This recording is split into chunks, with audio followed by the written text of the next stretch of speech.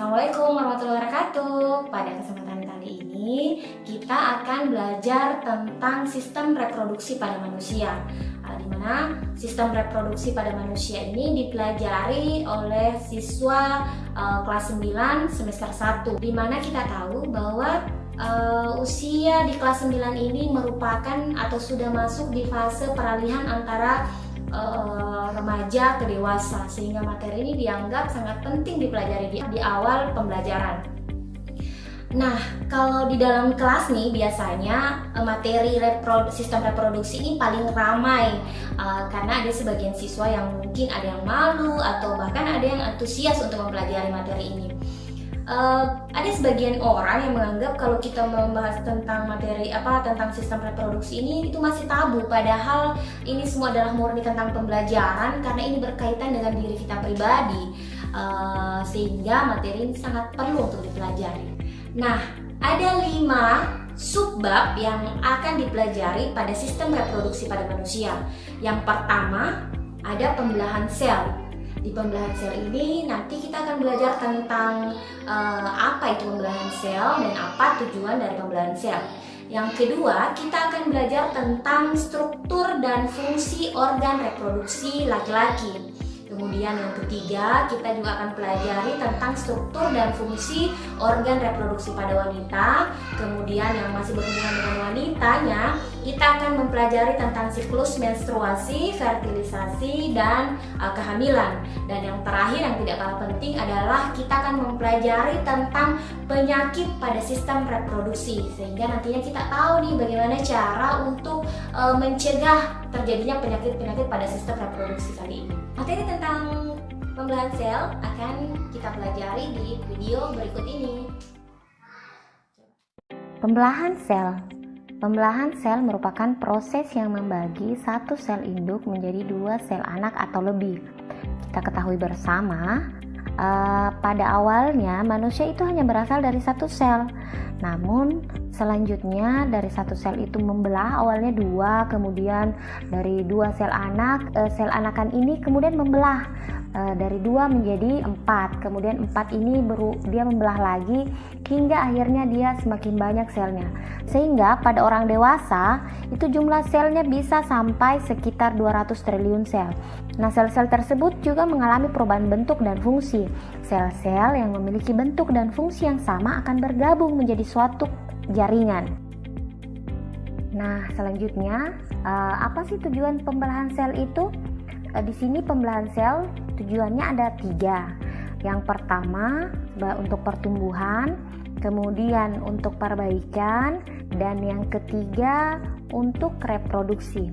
Saya akan jelaskan satu persatu tentang tujuannya ini. Nah, yang pertama pertumbuhan. Dulu di kelas 7 kita pernah belajar ciri-ciri makhluk hidup tentang pertumbuhan. Nah, pertumbuhan itu adalah proses perkembangan yang tidak akan terulang. Misalkan apa? Misalkan kita dari bayi kemudian tumbuh menjadi anak-anak, kemudian dari anak-anak menjadi remaja menjadi dewasa.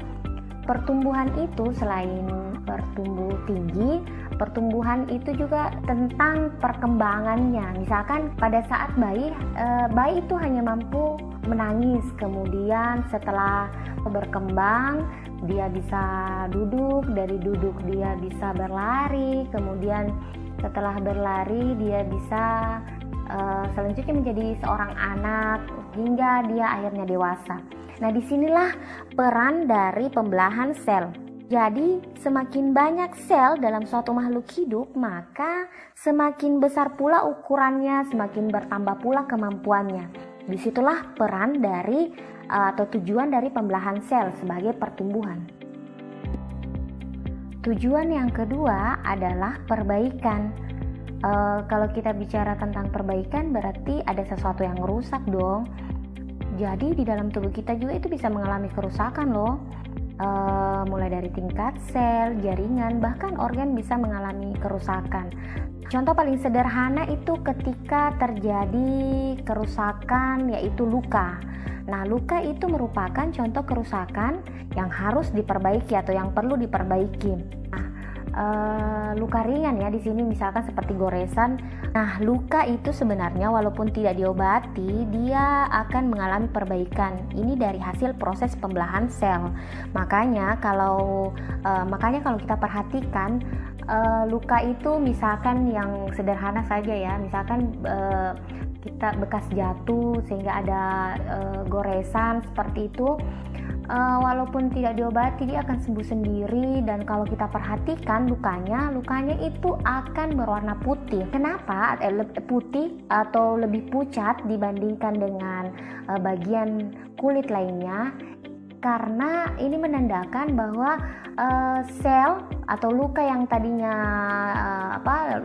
yang awalnya rusak itu diperbaiki oleh pembelahan sel sehingga ada sel baru yang berbeda, yang tentunya berbeda dengan sel-sel yang lama, sehingga dia atau warnanya lebih pucat dibandingkan dengan sel yang lama. Disinilah tujuan dari pembelahan sel sebagai perbaikan.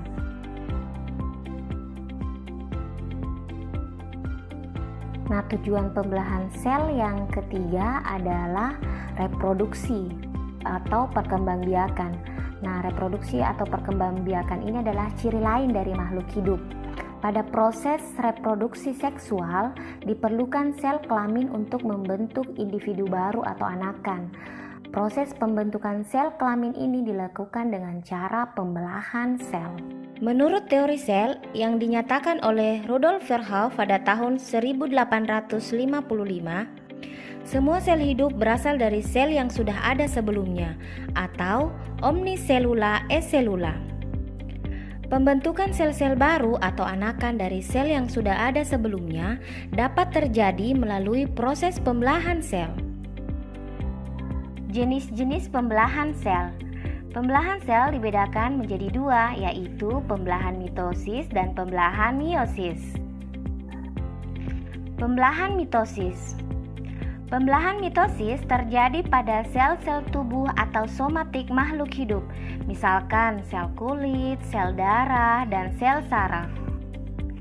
Pada pembelahan ini dihasilkan sel anakan yang memiliki jumlah kromosom anakan yang sama dengan kromosom induk. Nah, apa itu kromosom? Kromosom adalah pembawa sifat genetik. Misalkan ada orang yang matanya biru, ada pula yang bermata coklat, ada orang yang hidungnya mancung, ada orang yang hidungnya biasa aja. Nah, itu disebut dengan kromosom atau pembawa sifat genetik. Pembelahan mitosis merupakan tipe pembelahan sel yang menghasilkan dua sel anakan yang mempunyai karakter identik secara genetik dengan sel induknya. Artinya, kedua sel anakan yang terbentuk mempunyai susunan genetika yang sama dengan induknya, termasuk jumlah kromosom. Jika sel induk memiliki kromosom 2N atau disebut dengan diploid, maka jumlah kromosom yang dihasilkan oleh sel anakan juga 2N atau diploid. Sel diploid adalah sel-sel yang kromosomnya dalam keadaan berpasangan. Fase-fase pembelahan mitosis terdiri atas 4 fase pembelahan, yaitu profase, metafase, anafase, dan telofase, atau bisa disingkat promeate. Profase, metafase, anafase, telofase. Profase. Pada fase ini, kromatin yang berupa benang-benang halus akan menebal dan memendek membentuk kromatid. Kemudian, kromatid akan membelah menjadi kromosom. Selanjutnya, nukleus dan membran inti akan rusak dan menghilang. Sentrosom akan membelah menjadi dua dan membentuk sentriol. Nah, dari sentriol tadi akan muncul yang namanya benang-benang spindel. Metafase. Pada fase ini, kromosom akan berjejer di bidang ekuator atau disebut juga dengan bidang pembelahan. Benang spindel akan menempel pada kromosom pada bagian yang disebut dengan kinetokor. Anafase. Pada fase ini, kromosom akan ditarik oleh benang spindel ke arah kutub yang berlawanan. Kromosom yang sudah ditarik akan menjadi kromatid kembali. Telofase. Nah, pada fase ini, membran inti mulai kembali bergabung, membentuk dua sel anakan yang sifatnya haploid. Pada akhir fase ini akan mengalami sitokinesis, yaitu pembelahan sitoplasma, dan akan membentuk cincin pembelahan yang berfungsi membagi sitoplasma sehingga terbentuk dua sel anakan.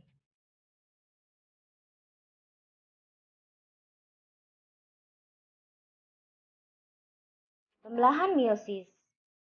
Pembelahan meiosis adalah pembelahan sel yang menghasilkan 4 sel anakan yang masing-masing sel anakan hanya memiliki separuh dari jumlah kromosom sel induk. Artinya, jumlah kromosom yang dimiliki oleh sel anakan adalah N atau disebut dengan haploid.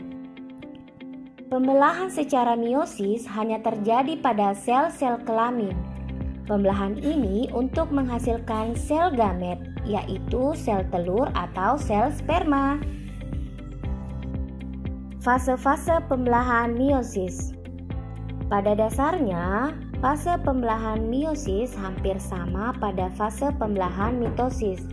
Hanya saja pada fase pembelahan meiosis, fase tersebut berulang, sehingga fasenya terdiri dari profase 1, metafase 1, anafase 1, dan telofase 1. Hasil anakan dari fase telofase 1 kembali membelah, sehingga membentuk fase baru, yaitu profase 2, metafase 2, anafase 2, dan telofase 2. Sehingga pada tahap akhir menghasilkan 4 sel anakan yang sifatnya haploid.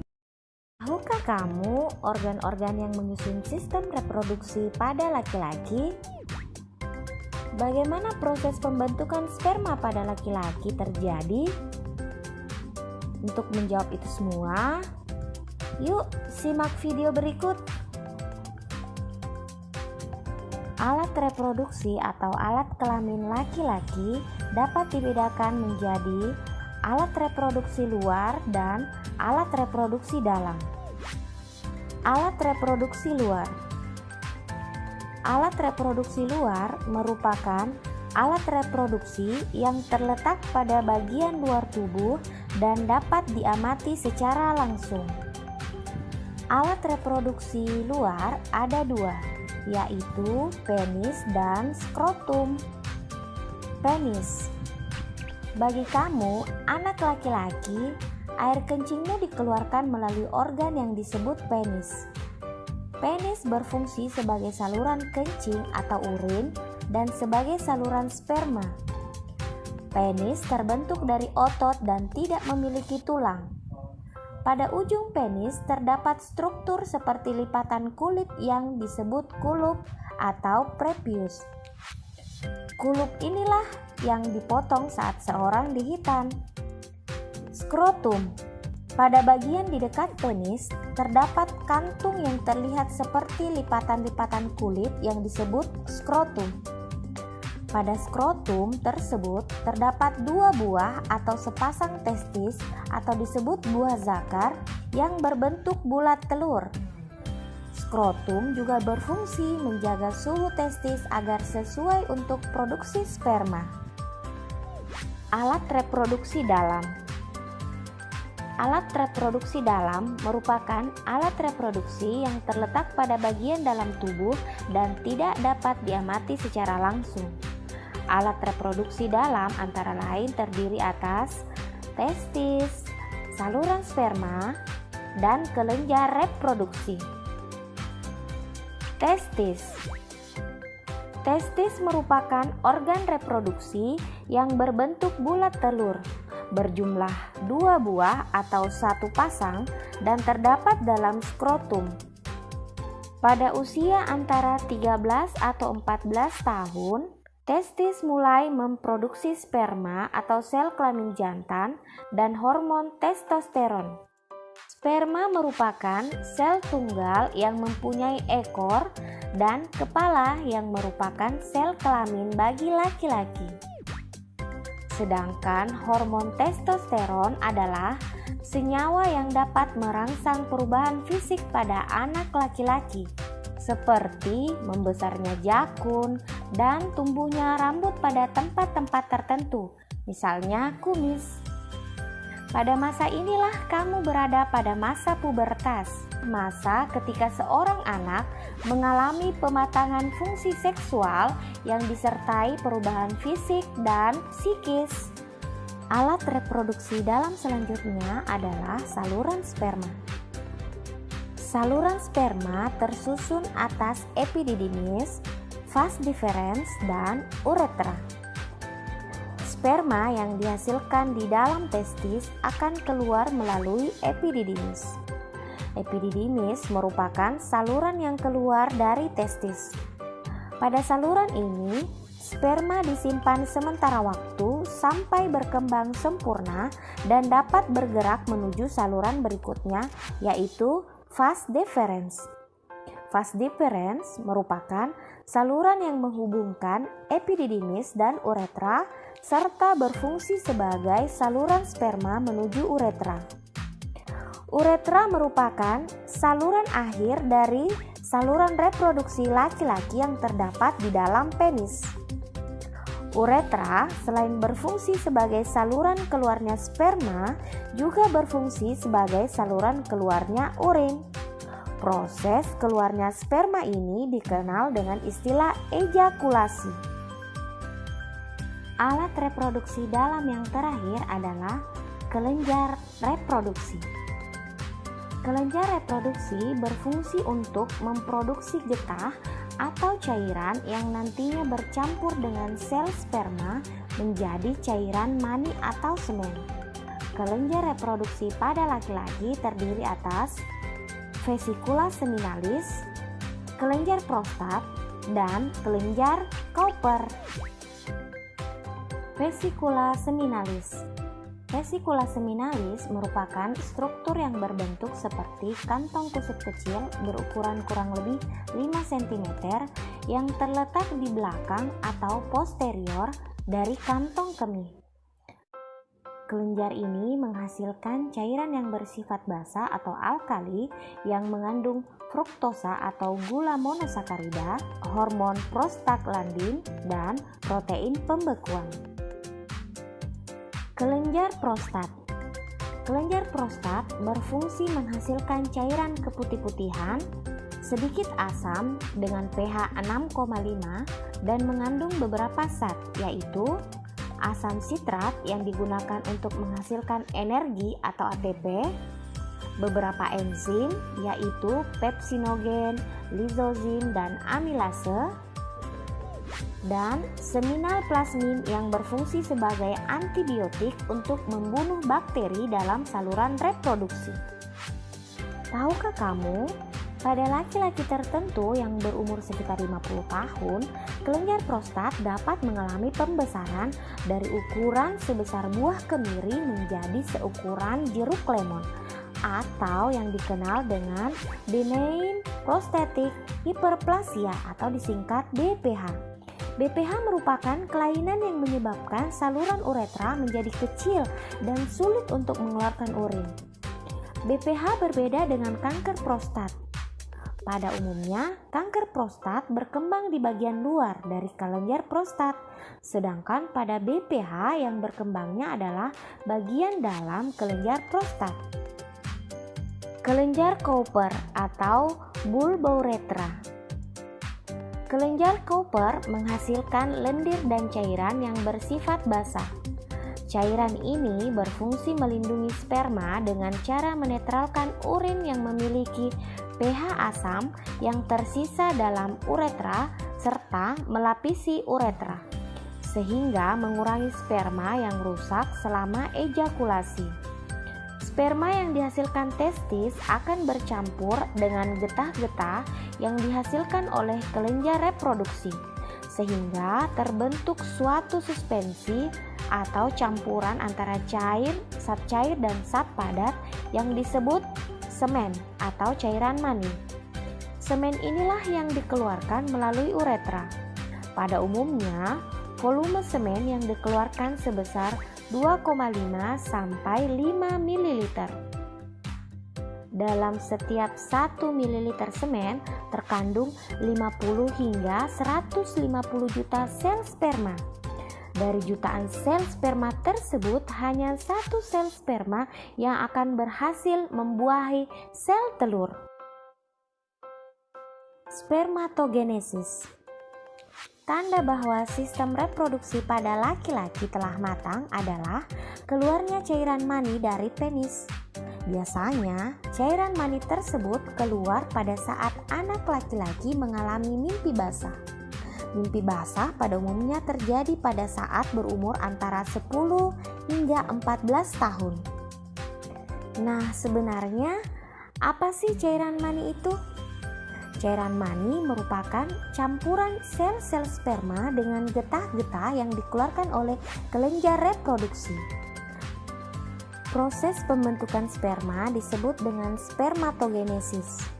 Pembentukan sel sperma terjadi di dalam tubulus seminiferus. Kata tubulus berarti saluran-saluran, sedangkan kata seminiferus berasal dari kata semen yang artinya sperma. Jadi, tubulus seminiferus adalah saluran panjang yang berkelok-kelok tempat pembentukan sperma. Kumpulan tubulus inilah sebenarnya struktur yang membentuk testis. Proses pembentukan sperma pada tubulus seminiferus terjadi secara bertahap. Sel induk sperma atau spermatogonium yang bersifat diploid mengalami pembelahan secara mitosis membentuk spermatosit primer. Selanjutnya, spermatosit primer mengalami pembelahan meiosis tahap 1 membentuk dua spermatosit sekunder yang bersifat haploid. Spermatosit sekunder kemudian mengalami pembelahan meiosis tahap 2 membentuk spermatid yang bersifat haploid. Akhirnya, spermatid mengalami diferensiasi atau perkembangan sehingga terbentuk 4 sel sperma atau spermatozoa yang matang. Nah, itu tadi materi tentang organ reproduksi pada laki-laki dan spermatogenesis. Semoga bermanfaat untuk kita semua. Sampai ketemu lagi di pertemuan berikutnya. Assalamualaikum warahmatullahi wabarakatuh.